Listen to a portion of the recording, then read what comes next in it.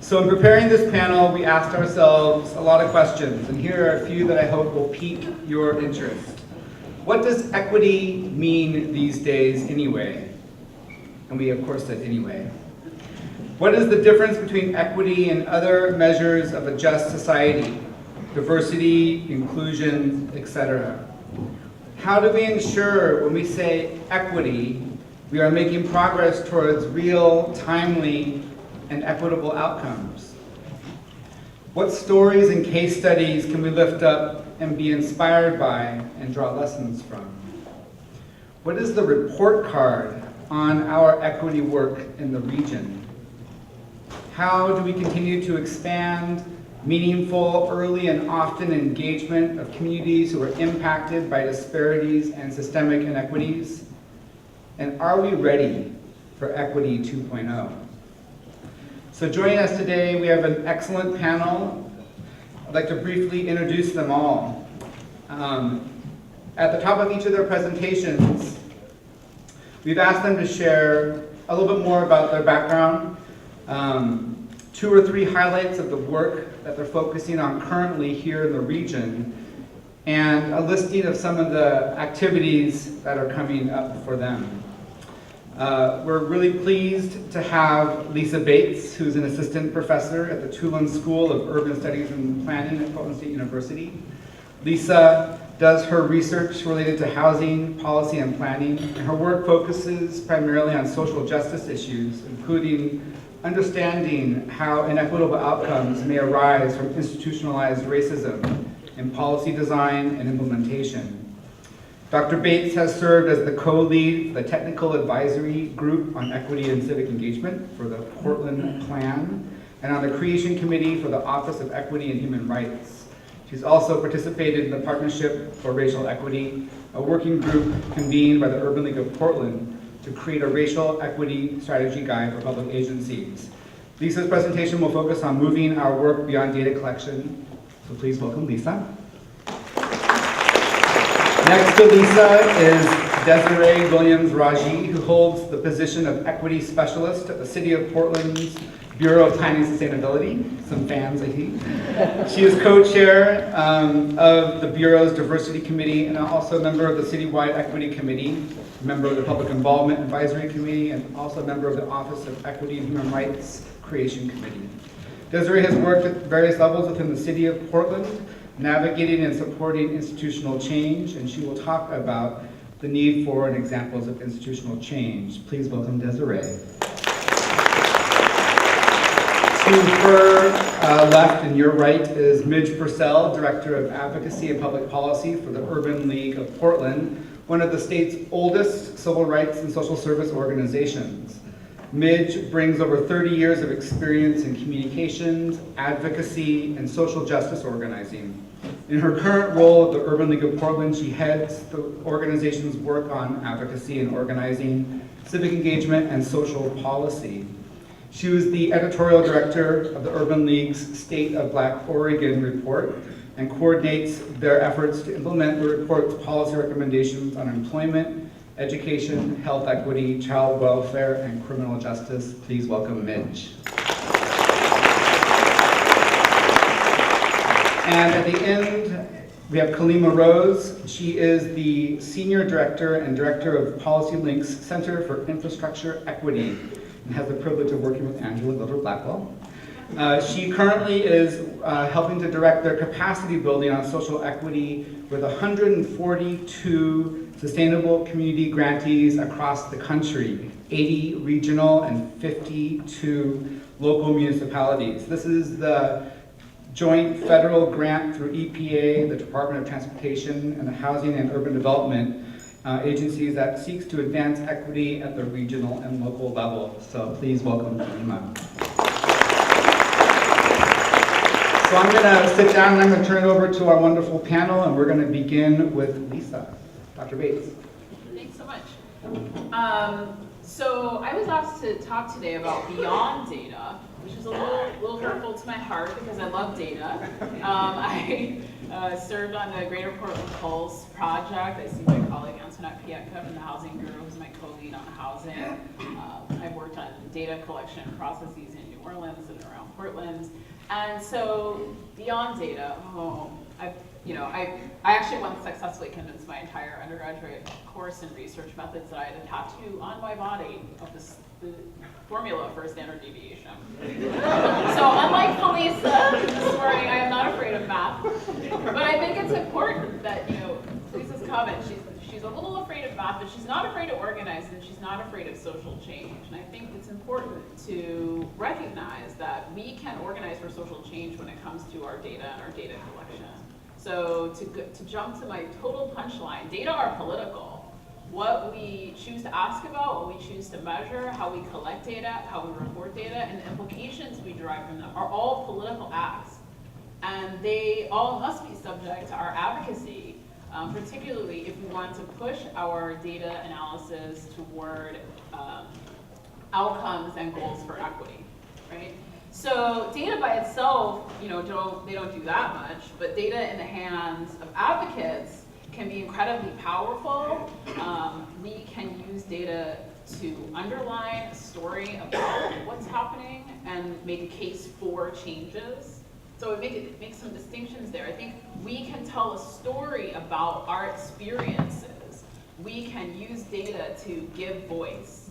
That is a really powerful combination of a lived and felt experience, particularly for marginalized communities, combined with evidence that can be heard by people for whom stories are not enough, right? And I think that the State of Black Oregon report put together by the Urban League is a wonderful example of this, where you hear the voices of individuals' experiences, and you see that underlined by quantitative data that show that this is not just anecdotal, this is not a single person's experience, but this is something that is structural, that is larger. We can also use data very powerfully as advocates to make a case for change, to diagnose the scale, the scope, and the critical outcomes and impacts of what we see as inequities in our community.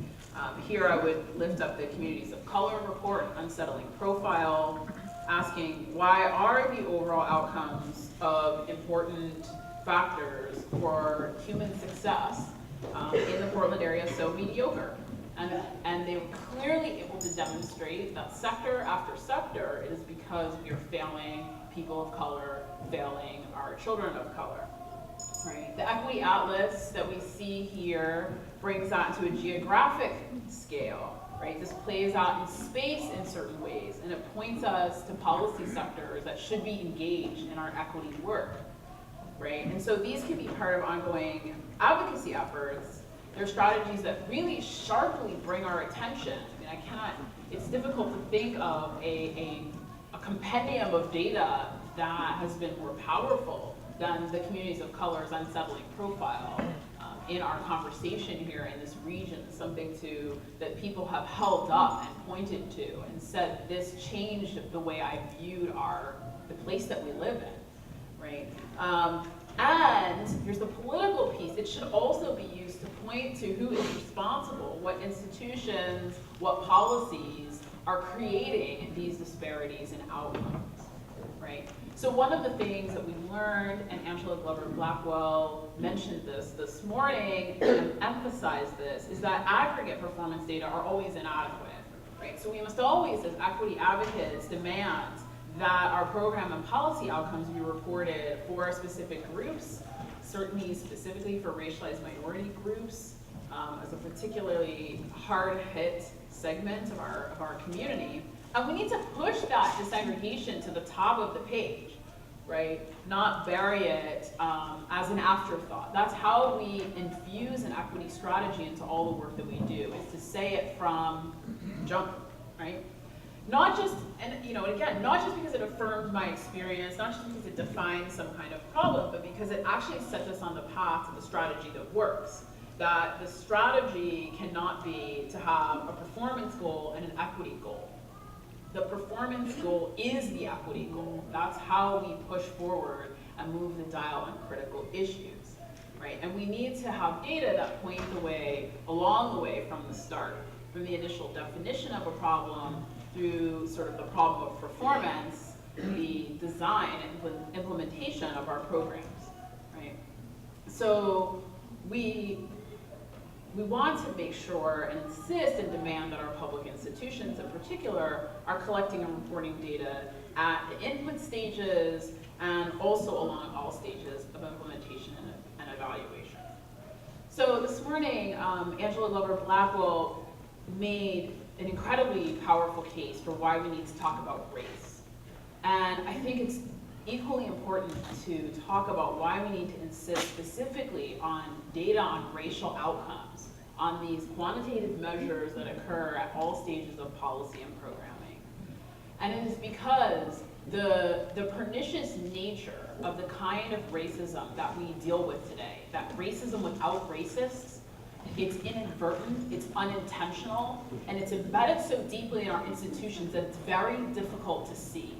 So if we don't collect data along our stages about our policies, our procedures, our practices, and our everyday activities, right? Who's being served, who's not being served, who's experiencing negative outcomes, and who's experiencing no outcomes, no benefits, no nothing, we're not going to see it, right? Not because we're bad people, but because this is very ingrained in our institutions, right? So we need to get past those sort of embedded biases to drill down on those data points that can point us along the way, right? And we need to also make sure that we're making the right comparisons in our data. So I was listening the other day to OPB. They were having a conversation about the public schools discipline disparities. And it took a while to get to the point where I learned that, yes, we agree there are racial disparities in our exclusionary discipline policies. And as it turns out, it's because there's this discretionary component of discipline, so-called willful disobedience, and that is where the disparities are greatest, right? And you know, with all due respect to the school officials who were presenting this information, they buried the lead, right? That's the point, is that there's a discretionary component to this policy and practice. Massive racial disparities exist there, and that is what needs to be targeted. And we can see that through data, and we can see that being improved by insisting upon data, right? So we have to connect these data collection to our advocacy. And to come back to where I started by saying that data are political, I think we demand things of our public institutions.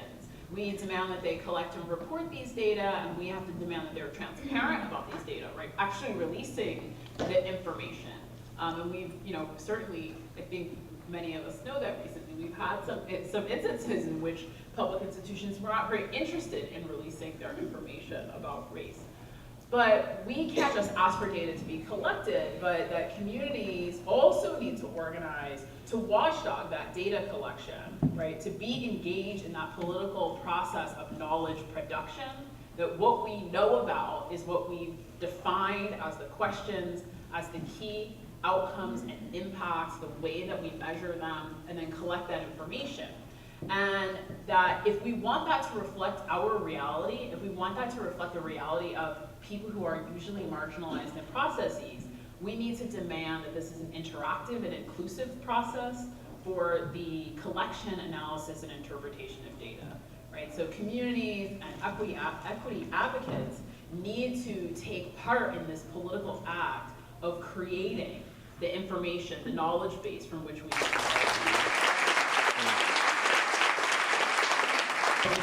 I'm actually really nervous after what's been already spoken about. And it's funny, I've actually always wanted to be on a panel at the CLF Equity Summit, and now I'm kind of regretting that. But I'm here to talk about institutional change. And I've prepared notes, so I'm sorry, I'm going to be reading a little bit.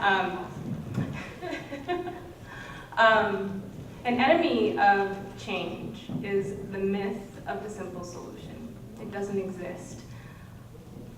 People want that magic wand. We heard somebody say this morning, if we had a magic wand that could change things, it just doesn't exist. It's like the diet pills on the infomercial.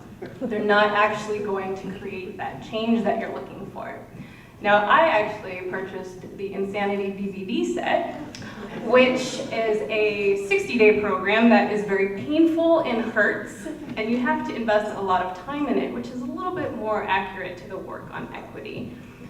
It has great results, though, so that's important to note, that you have to put in that time and investment. So I think that's a great parallel to the work that we're doing. And the thing is, a little bit more on that, is that he talks about transformational change and to dig deeper. And that's what we have to do. We have to dig deeper. So I wanted to talk about 4 different aspects of change that are really important for us to know about, to encourage, and to support. The first is leadership. Leadership and institutional change can come from inside an organization. It can come from outside an organization. It can come from the bottom. It can come from the top. You don't know where that leadership is going to come from. The important thing is that it exists and that you listen to it. So thinking about the equity efforts that have happened in the city of Portland, I was thinking about where does that leadership come from? And Lisa actually mentioned, so the coalition, I think it was in 2009, was the State of Black Oregon report, and then following that in 2010 was the Coalition of Communities report that presented such stark data that Lisa talked about. And that was a representation of community leadership. That leadership articulated the imperative for change in a very clear way. And that is what our leadership needs to do. What was interesting from that is that the mayor heard that. Our leader, our city mayor, heard that imperative need for change, and he took that on as an issue. And so here we had community leaders that were advocating for this, and this is something that has not changed. Communities of color have been advocating for this for years. But on the flip side, the city finally heard it. The city took that as an issue that it wanted to take leadership on. And the mayor, to his credit, fulfilled that. He said, the Portland plan needs to have this equity framework. And it was supported in partnership by community. He decided that he wanted to have the Office of Equity. He took that leadership and continued to have that conversation. So for leadership, both current leadership and also whatever new leadership that we have going forward with equity efforts, it is imperative that that conversation continue, that they have the courage to talk about institutional racism, that they have the courage to talk about this in a way that matters to everybody. Exactly what Angela was talking about. This is not just about a people of color issue. It is about an issue that affects people of color, and it is about affecting disenfranchised people, and it is something that benefits the entire city. So having the courage, but also having the endurance is so important. This is not a conversation that once you say it, it goes away. So you have to keep at it. It's something that we can learn from the communities of color because they've done it for so long. So it's now time for the institutions to take on that role. So the second piece is acknowledge this issue, seek out the answers, rinse and repeat over and over and over again. This is a learning process, and you have to commit to that learning process. I think we have a hubris problem. We have this as an institution, and I can't totally speak for the grand institutions, but we want to be the best knowers. We want to have all of the answers. Committing to being a learning organization, committing to finding out those answers is actually acknowledging that you don't know everything, and that can be a hard thing for folks. But that really is a first step because that allows you to be humble enough to ask for the community wisdom, to say what does the experience, or how are people experiencing this in the community, and validating that and seeing that as something that has to be represented in the work that we do. So now I'm looking, I wasn't actually looking at my notes. So anyway, these partnerships are very crucial. I wanted to talk a little bit about the Portland Plan and the equity tag. So the Portland Plan, which is our strategic document for the city, started in, I think, 2009 or 10. I know there's some folks in the audience that can give me the right date. The Portland Plan started out with various technical action groups that were set up in various categories, and equity was a standalone category aside from everything else. Through the process of the Portland Plan, and because of the work of the people who were on the equity tag, the conversation of equity was elevated. So that now when you look at the Portland Plan, and I would encourage everyone to actually take a look at the Portland Plan because it's such an important document that gives us direction for equity in the city. We have a vision of where to go because of it. So the technical advisory group effectively was able to create this framework which now every component of the Portland Plan fell within. It was the overarching, the cradle of this. So that changes equity from being the side issue to the issue which everything falls within. So that change of framework is so important, and it could not have been done without the partnerships of the people on the equity tag. So the point of this is that it's really just the beginning as well. The Portland Plan set the starting point, but these conversations still have to continue. We have to look at that as a model, but we have to also know that we have more questions to be answered. So the third thing is clear vision and broad buy-in. So change happens when there's a clear vision for what better actually looks like, and that everyone understands that. And then the next thing is a plan for implementation and checks and balances. So change happens when there are systems and processes in place to hold us accountable to that change. So just like what Lisa was talking about with data, how do we collect that data? What is the system? What is the process? We have to implement and see how that works within the work that we do. So right now for the Bureau of Planning and Sustainability, those are the next two challenges that we have. Because the Portland Plan set out that vision, which is something so great that we want to achieve, we now have the challenge of operationalizing that vision. What does that mean on the ground? How does the institution actually have to work differently? So my last point is that these things all work together, that they can't work in silos, they can't work alone. And one thing, if you have a great leader who's a visionary, but you don't have the partnerships, you don't have the processes or the systems, the change will not happen. And so it's important to know that the collaboration is an imperative as well. So I have other questions that I was going to respond to, but I'm going to go ahead and pass it on. I prefer to respond to questions and to speak openly, so I'm really looking forward to the Q&A. Thank you so much. I remember that last year this time, I was sitting where you all were, and I'm, recalling the conversation around equity at that time. And believe me, we have come a long way. We have come a long way in a year. At that time, we were grappling with what equity is and what it isn't. And I think that we have, in the course of that year, moved from defining what it is to begin to put it into action, or at least to put the building blocks together so we can put it into action. I think that sometimes we do lose sight sometimes of what we're talking about when we get lost in what I call the minutia of the mechanisms of equity. And I was fascinated by Lisa's presentation around data. It's absolutely imperative. But we also lose sight about, when we're talking about equity, we are talking about our long-term vision for justice. And I think that our keynote speaker this morning really, really put it in those terms. The Urban League, my organization, was established in response to legal injustice. Black people couldn't live where they wanted to. They couldn't buy property. They went to segregated and inferior schools. They couldn't freely enter hotels and restaurants. They worked in the most menial and low-paying jobs.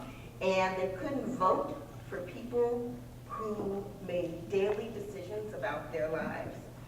And I just give a historic example about the power of process, in that the Black community and their allies decided that the means of dismantling that legal discrimination was to introduce laws that enshrine the right and expectations that Black people would be treated as human beings. that they would have equal access to the same opportunities as everyone else living in this country. And they began that by struggling to pass the Civil Rights Act, the accommodation laws here in Oregon, and the Voter Rights Act. And those of us who were alive during that period of transformation, or for those of you who weren't, who are students of history, know that the process of transforming those laws that were the legacy of slavery, out of that a true transformation was born, the Civil Rights Movement. And that movement had at its core community organizing, leadership development, and empowerment. My organization, the Urban League, still refers to our organization as an empowerment movement. So I say that it was a movement that created a demand, developed leadership and strategy toward a specific goal and the expectations of justice. So equity is part of what I feel, what Martin Luther King called the arc of the moral universe that bends toward justice. It's not the goal. Equity is not the goal. It's one of the mechanisms to reach that goal. The goal is justice. And as Desiree intimated in her presentation, that equity just wasn't invented just this year. Everybody's talking about it, which is a great thing, but equity wasn't invented this year. People have been pushing on that arc for a really long time. It's important to remember that here in Portland, there were many, many community-led efforts in this city of folks that were working to dismantle institutional racism. An example that I'll give is Professor Karen Gibson's Bleeding Albina, where she talks about the city's relationship with the albina community being characterized by extremes of neglect and active destruction. But she also talks about the resistance of the community who devised strategies to protect, preserve, and enhance their neighborhoods. The pace of gentrification made it a lot harder, but that resistance was there. There were similar struggles to improve the quality of education, to open opportunity for living wage jobs, to demand accountability from the police. I see there's some folks in here that's been part of that struggle. A police bureau that has used excessive force in our community with deadly effect. So those struggles, that resistance have been going on for years. And for years, our community have been saying, this is our experience. We expect change and we expect justice. So, segue, fast forward to 2012. What's different? I think part of what's different is that we do have a new set of tools. CLF led with their equity atlas that began to visualize inequity in geographic terms. It was mentioned that the Urban League then produced the State of Black Oregon that was followed by the Coalition of Communities of Color and Settling Profiles.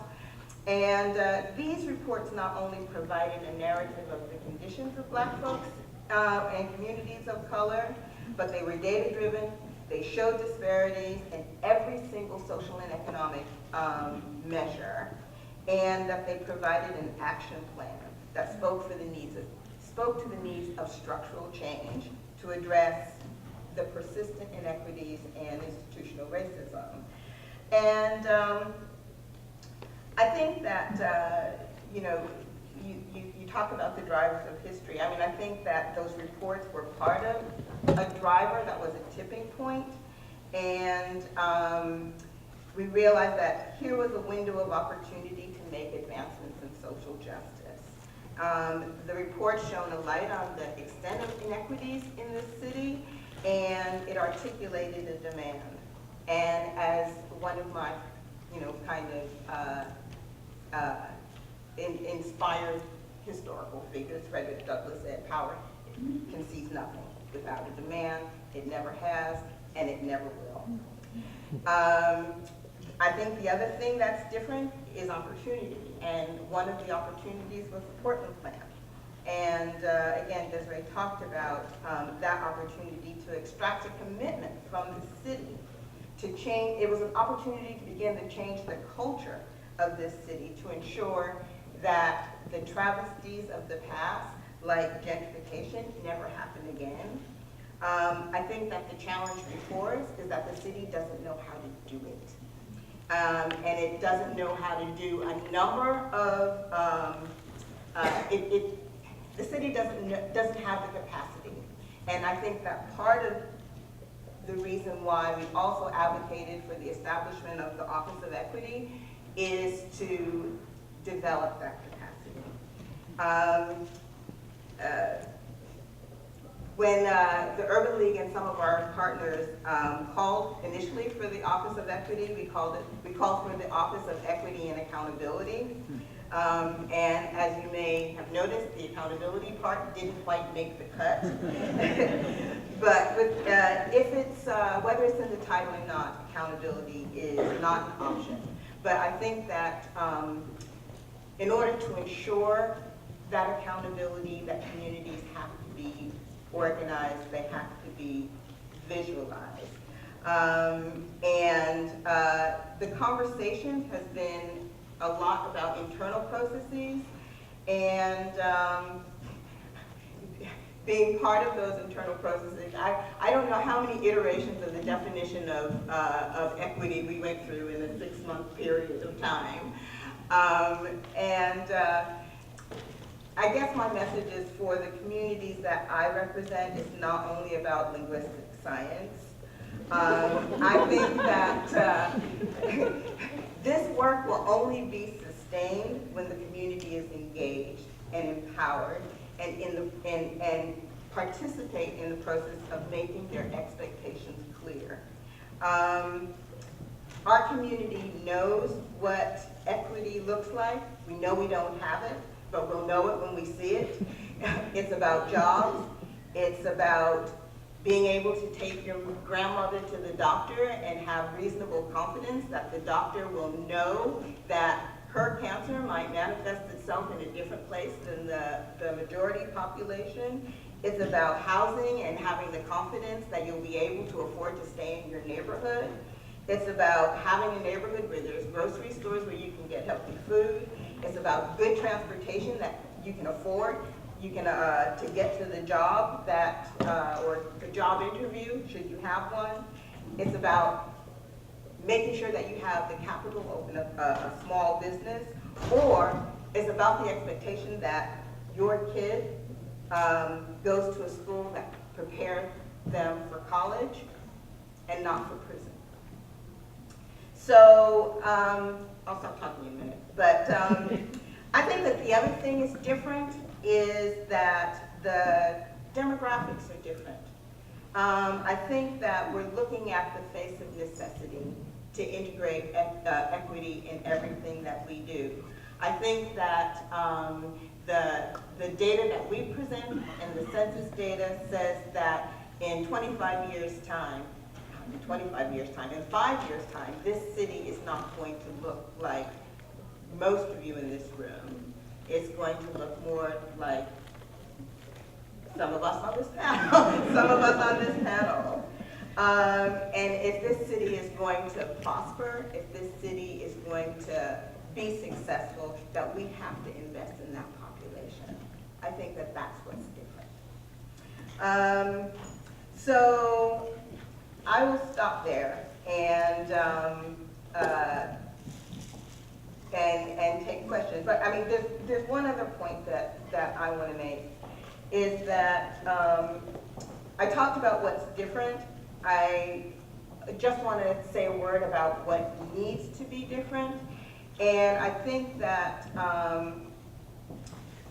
communities of color have articulated a demand, but I think that we really need to ensure that we have the political power to ensure that that demand is met.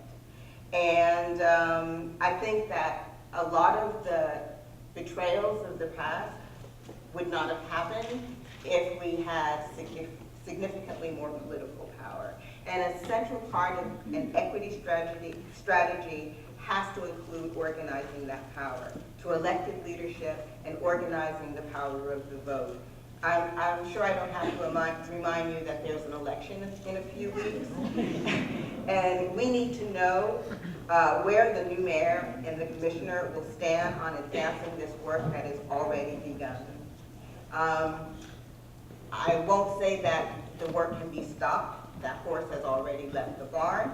But it could be a lot harder and take a lot longer time.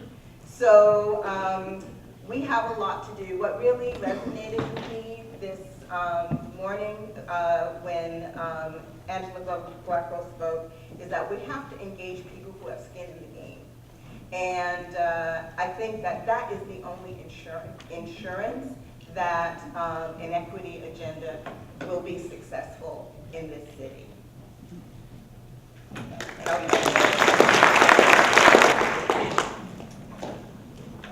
Good afternoon. I've had the privilege of working with many of you over the last decade through different projects at PolicyLink in partnership. And we just entered into a new project here that Angela was commenting on with Verde, NEA, and Hacienda CDC. And convening the work that we do for providing social equity technical assistance to 143 communities across the country who are trying to implement sustainability. I have some sort of broad reflections about what you're doing and how that relates to this endeavor across the rest of the country. And just as Angela was finishing her speech today, I had to step out and go take a phone call, and so I walked into the building next door so it would be quiet. And as I was sitting there, a woman came out of her office and she said, "Are you here for guidance counseling?" And she was in the psychology department. And I said, I think I might be.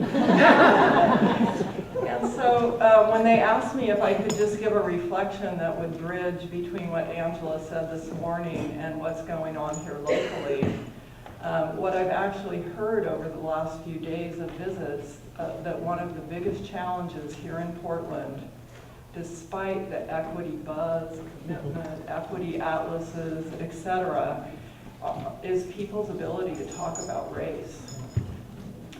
And that how deeply fearful that is for members of the white community to enter into, because it's unknown territory, it's fraught with conflict and terrible things in our past.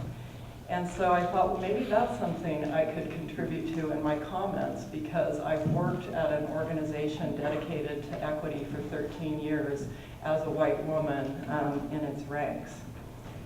And so you are not alone in that challenge nationally. There's about 143 other communities that I know of that are engaged in this endeavor. And what they have done is put together new tables where the public sector is thinking about these issues, where they are trying to navigate what are meaningful and authentic community engagement processes, but where the leadership of those initiatives reflects the past majority demographic, trying to engage a new majority demographic conversation. And so everyone is on a learning curve in that conversation.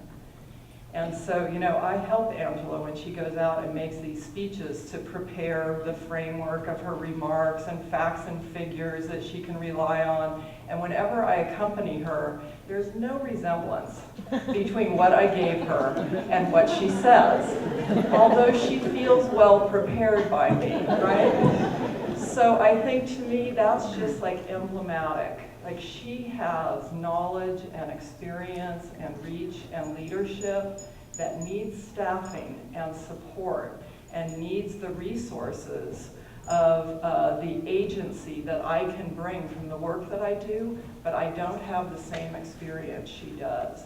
And so by being able to bring my skill and expertise to her leadership, that is one really key tenet of being a white ally, a white leader, and bringing the resources of majority institutions to the equity conversation.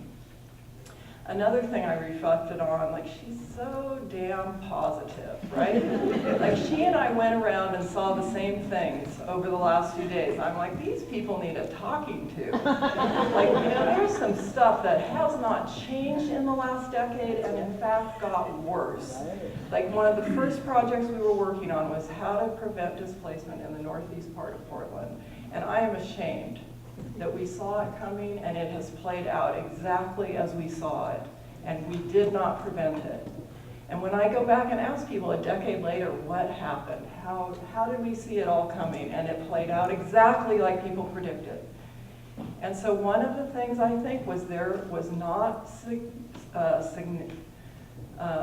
institutional power commensurate with the need of the African American community to protect their interests in the Northeast. And so I think about, why is Angela Glover Blackwell so revered and respected? It's because she has an institution that has 100 staff members behind her that can make her effective in every single place that she goes out and operates in. So when I was asked to be on this panel, I was nervous. These are awesome women. I have learned from them. I highlight their leadership as some of the most effective leaders in the country on issues of advancing equity, and they don't have the institutional support and power in this community to live up to all the leadership potential they could bring.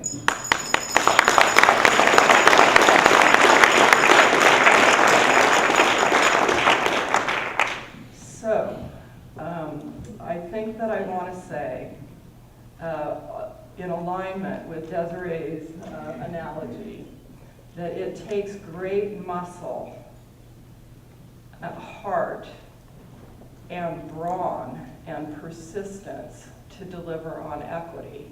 And that is just as true for the white community as it is for communities of color. But we have a different role to play within that marathon. And so it is a continuous act of humility to make progress and learn how to be in a discussion about race and to be an authentic partner. You will be yelled at. You will be in a room where people will be angry because of their histories. And having humility and patience and thinking about deeply what resources you can bring to the conversation at hand is really your job as leaders in this community. Every one of you has resources and can bring leadership to the conversation, but it takes a deeply attuned listening ear to figure out how to translate what you hear. Then another role, Angela can be positive, and it's her learned experience that that's how people actually listen to you as an African American woman in this world, that people listen when you bring a constructive conversation. And when you show up and you're mad and you're just citing everything that's wrong, people are like, oh, you can't really work with her anyway, right? Okay, well, so when you are a white person in that conversation and you notice that there's only white people in the room talking about the challenges and problems in that community, then saying, you know, maybe we don't exactly have the right people in this conversation to be having this, to having it right now, right? So, or when offensive things are happening in a meeting, instead of expecting the one person of color that's at the table to be the one to say, gee, that was a little offensive, to be the one to say, maybe we want to think about and talk about that in a different way. And so we at Policy Link call that the skunk in the room role. And I am proud of my white brothers and sisters when we can play that role. It makes us good allies.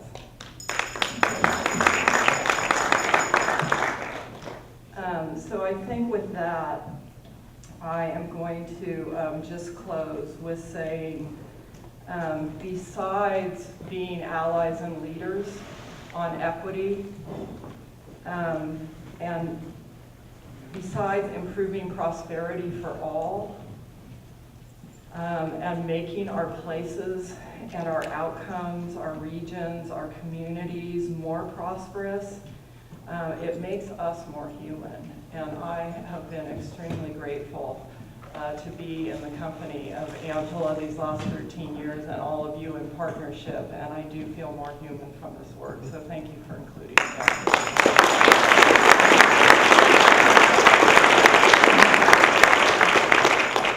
So thank you all. We have about 10 minutes, and we'd like to open it up to you, the audience, to offer brief question, brief comment. We have four mics over here on. Oh, just this one over here, over by Irene. So if you have a question or comment, come on up, and we'd love to go ahead and get some of these out. And we'll try and facilitate getting a response or two from the panel. So please, Rex. Hi, good afternoon, and thanks for the panel. Rex Burkle, Metro Council. So guess what? I'm going to ask about regionalism. Midge, I saw you just yesterday. You were at Metro Council, and also I know you had help in terms of looking at the Portland Pulse and looking at the regional perspective. And one of the reasons we created the Coalition for a Livable Future 20 years ago was to take advantage of the fact that we have Metro, we have a regional perspective, and yet so many times I hear us talking always about the city, the city. And as you guys know, is that this is a regional issue even outside the boundaries of Metro. So I'm looking to you to think about, one, Lisa, on your work on the Greater Portland Pulse. How did we do? Are we doing the right things there in terms of addressing the issues of equity to the data that we're collecting? And then Midge, specifically, the work that we're doing on trying to use this tool called Metro to address this on a regional level. Because again, the world has changed. The people of color do not live in Northeast Portland anymore, in my neighborhood. They're all over, and that's changing all the time. So that's what I'm looking for, is how do we get out of our box of the city of Portland needs to do everything, to let's look at the whole region, every government, which there are 200. But there are 25 cities, 3 counties that we should be working with. Thank you. Thank you. So the short answer on does the Greater Portland Pulse do it is no. I mean, it's data that sits on a table, on a map, you can look it up. It is not a conversation in and of itself inherently. So it's how does it activate something? It's a conversation among people like who are in this room, who are thought leaders, who are knowledgeable about their communities, to understand our shared future, right? And see the interdependence that we have. And understand that as much as we love it here, and we've got livability and sustainability out the wazoo, there are a large number of people who are simply not experiencing that. And to share that across these perspectives and understand where things are going, and to think really carefully about what these changes that are coming mean. What do these demographic changes that are coming mean? What does it mean that we're in an economic recession, and where might we go? And how might we get there better together? And so I think there's a dialogue piece that's been really missing in the technical work of getting the data together, in the difficult thing about choosing indicators and how do you represent them and what's the colors on the map, that broader conversation gets lost. And I would also, from the perspective of inside the Greater Portland Pulse, it took a while before equity was a focal point of that project. So again, just like in the Portland plan, there was this learning that it cannot be on the side and then you try to shove it in, shoehorn it in later, but everything has to be addressed in the data from an equity lens to begin with, which it wasn't. And so it makes it even harder to have that conversation at a regional scale where you have got all kinds of different interests at play. I'm in the city of Portland. Think a lot about the city of Portland. I need to understand better what's happening in our outer jurisdictions, just as vice versa is also the case. So I think we could use a project like the Portland Pulse to start that conversation. It has to be very intentional, very deliberately done, and it has to allow for people to be living different experiences and to bring forward what they see, projecting forward into the future happening for their communities. so that we can start to understand how we're interdependent with one another, and that sometimes we don't actually really have the same interests, but that's okay too. Then move forward from there. Well, I think Lisa answered it really thoroughly, although I don't think it's a question of working in the city and not having a regional perspective. What I find particularly baffling is that entities don't seem to talk to each other. I mean, I think that there are equity discussions happening in the city, happening in the county, in several counties, and happening in Portland Public Schools, PPS, and there doesn't seem to be a synergy in terms of people talking to each other and developing a common strategy. That would be really novel and really welcome. I think that the other thing, I mean, looking at this, kind of long term, is that none of the entities that we talked about are particularly representative. I think that we will ensure that equity is integrated within, on a regional level, on a city level, in Multnomah County, when people who are impacted by it are actually represented in those bodies. And both from an elected leadership side, but also in who works there. And I think that the more representative it is, I think the likelihood that we will be able to sustain the impetus for this work. And I think we have a considerable way to go before we're there. Thank you. Thank you. Please. My name is Bob Wise. I'm with the firm Kogan Owens Kogan. We've been working for 30 years on the public process and engagement in Oregon. And I wanted to get your candid views of what you see happening because of the role of new technology and availability of technology to communities we're discussing. I have this instinct, and maybe it's because we do work in rural areas, that there's a process of somewhat of disengagement that's taking place around the lack of availability of technology. I just wanted to see what your learning is and your instincts about that. Thank you. Thank you.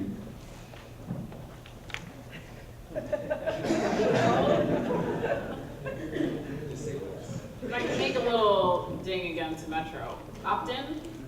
Ain't gonna do it. Right? Voluntary participation in online panel and sharing your opinions is not going to get at the issues of historically underrepresented groups of people. That's right. It's gonna happen. I'm just not gonna do it. The biggest, the most effective thing after Katrina for communities of color finding their neighbors and getting organized around their property rights and the rebuilding of their communities was through text messaging. And so there's a whole body of research about who uses what kinds of technology and how people talk to their friends and neighbors, which is the very best way to build social movements and to both get information and to share information or to move initiatives forward. So I think really looking into the kinds of technology that are at play and building on those is critical. And then finally, I would just say that in the movements to look at infrastructure equity, and this is, I think, King County has done the best job of really looking at disparate access to different key infrastructures, that you will find that access to broadband and internet and those things, you would have, maybe there is a map, actually. I didn't get to look at all the maps yet, but there might be one about that. So I would say that could be a really good project for taking up of infrastructure equity.